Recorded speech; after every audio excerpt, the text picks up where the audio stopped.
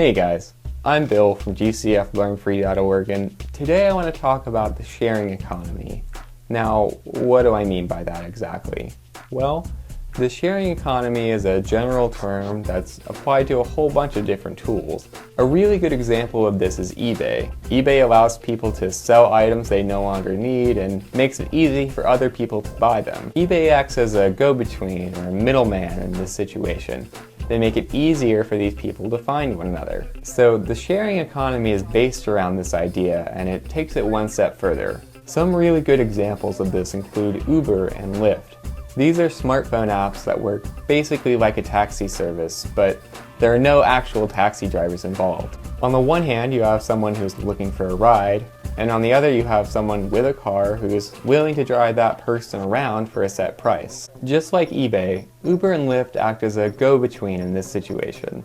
They make it easy for these two different sides to find each other, and they handle all the payment and transaction information, which means there's no reason to exchange cash in person. And they also allow drivers and riders to review and rank each other, so you can see who's a good driver and who's not. Another really great example is Airbnb. Airbnb works basically the same way as Uber and Lyft, but instead of looking for a ride, it's people looking for a place to stay. On the one hand, you have someone looking for a place to stay, and on the other you have someone willing to rent out or share their own home. Again, Airbnb acts as the go-between here. They allow people to find each other, leave reviews, and they handle all the transaction information. So as these services have become more popular, they've also raised a number of legal and safety issues, and they're not to be ignored. For a lot of people, I think it's a question of how comfortable you are staying in someone else's house or riding in someone else's car. I mean, it's fundamentally an issue of trust, right?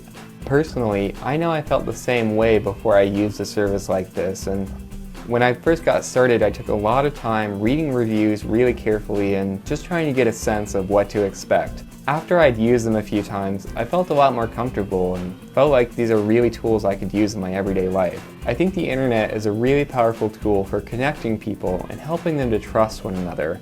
And ultimately, that's what the sharing economy is all about, trust. Anyway, that's all we've got. I really hope this video has been helpful in explaining just what the sharing economy is and how it works.